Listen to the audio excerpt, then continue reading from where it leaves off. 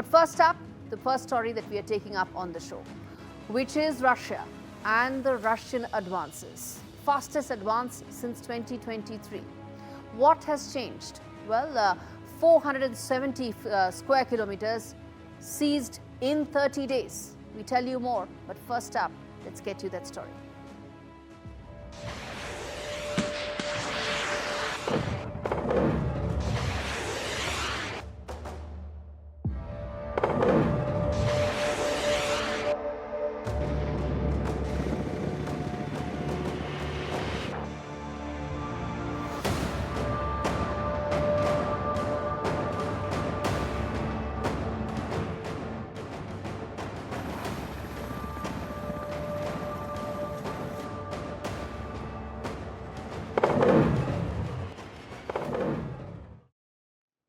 Viewers, this is Russia's fastest advance since 2023. We tell you what really has changed. What are these military wins that Russia is actually ensuring? 470 square kilometers seized in 30 days.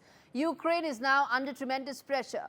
Putin's drone storm that has really upset and tilted the entire equation here. 728 strikes in just 48 hours. From Donetsk to Sumy, a multi-front push unfolds in Ukraine, and in fact, its power grids have crippled. Civilians have been targeted. Aid is stretched. Moscow's war of attrition gains traction.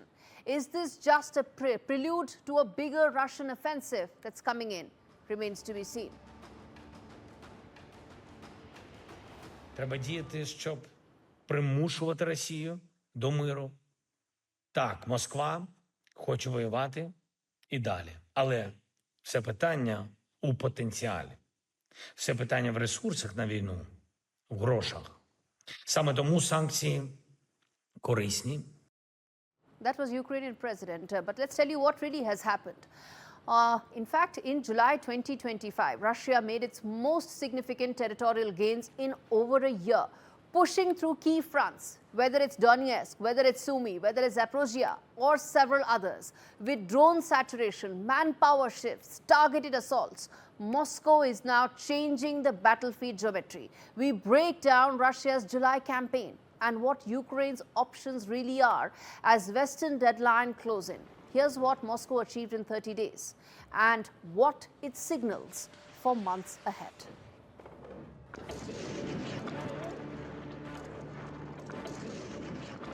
In July 2025, Russian forces made their most significant territorial gains in over 1 year, pushing forward along multiple axes and consolidating control in eastern and northern Ukraine.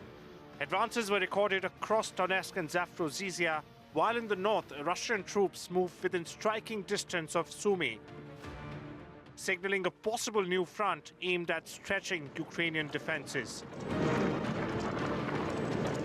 But this offensive wasn't limited to movement on the ground. A sustained wave of missile and drone attacks, 728 in just 2 days, targeted infrastructure and civilians alike, crippling hospitals and power grids.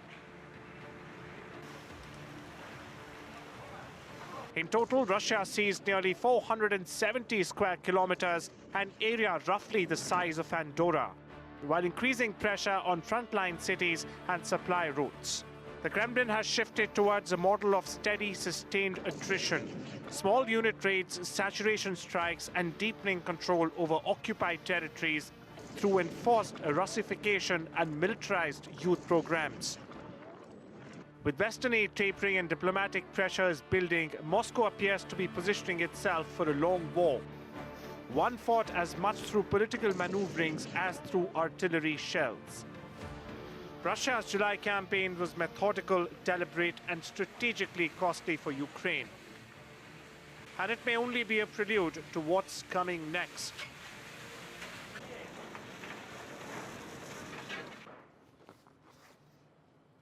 Now let's tell you the key flashpoints that have really taken place. Now this story is quite simple, viewers. Russia has seen major military gains in July, what it hasn't seen in over a year.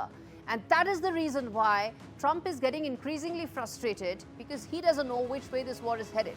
But Putin seems to know where it is headed. Let's get you those flashpoints right here. First and foremost, the Sumy front line that is there where Russia is testing the northern defenses near the border. That's the first flashpoint. Secondly is the Pokrovsk push where key Ukrainian supply hub is under threat. So this is an expansive military assault by Russia on Ukraine, and we're putting out some of those important flashpoints for you. Next up is the Zaporizhzhia strikes where drones and missiles are targeting the civil order.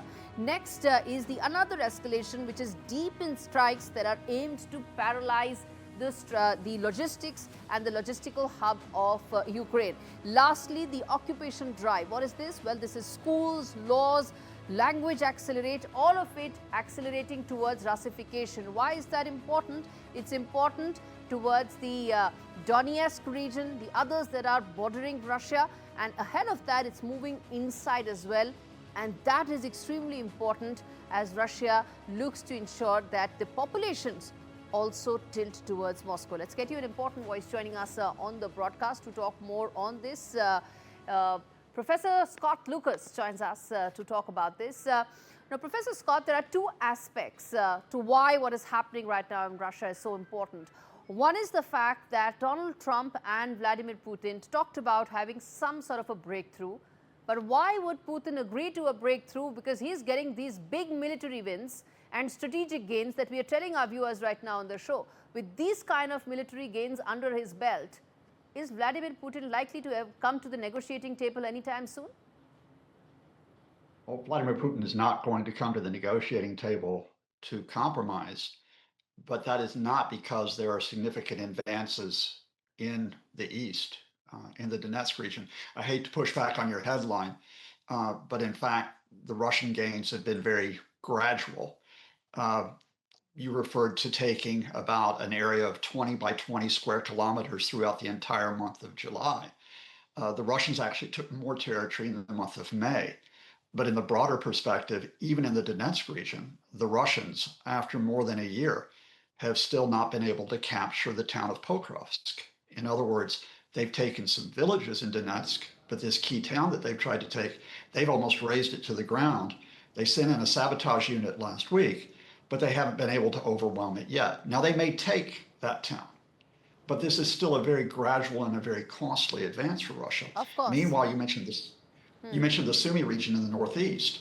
Russia has lost territory in Sumy in the past week. Yeah. They tried to expand that zone along the border, but they're being pushed back. Yeah. In fact, part of the reason why we see these airstrikes intensifying, including airstrikes on Kyiv today that have killed 6 people, including a child, injured 52, is because Putin is not making a rapid advance on the ground. So he's trying to break Ukraine's civilians from the air.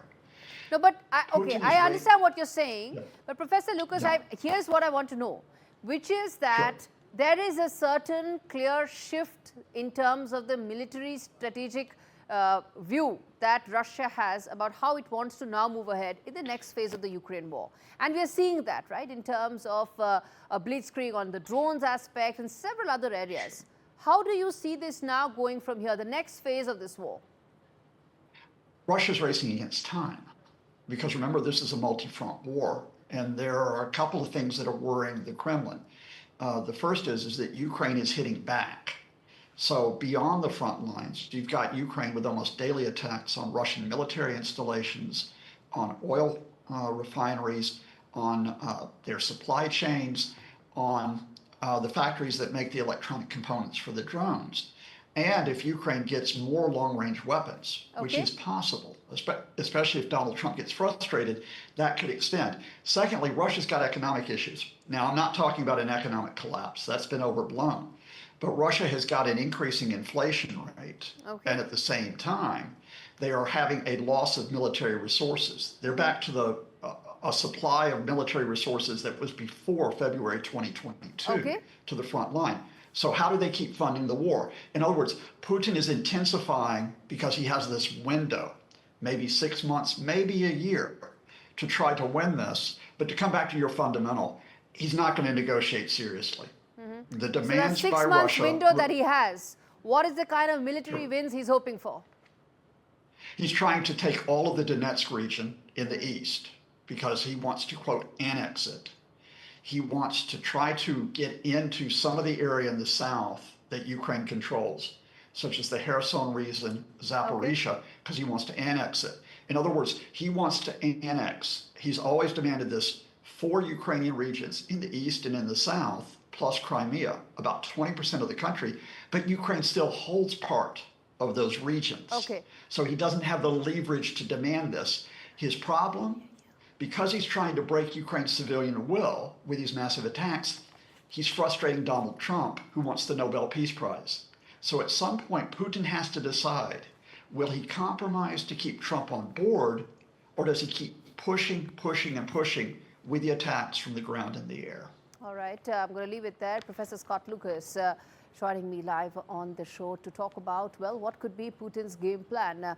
Very few have been able to really decode that successfully, more so since actually it's been over 3 years since the war has been going on. But viewers, there's been a shift that has taken place, and that's the reason why negotiations between the US and Russia have all but failed. There was this sense when Donald Trump came to power that there is an opportunity and a window to end this. He's been saying that he needs just 24 hours, and he got those breakthrough moments, but those don't exist anymore. And the reason for that is that the multiple fronts on which Russia is advancing, 470 square kilometers, is a clear signal that Kremlin wants more military gains under its belt. It's not backing down, it's pivoting towards attrition warfare, towards grinding dominance with troops, tanks and drones and missiles and psychological pressure.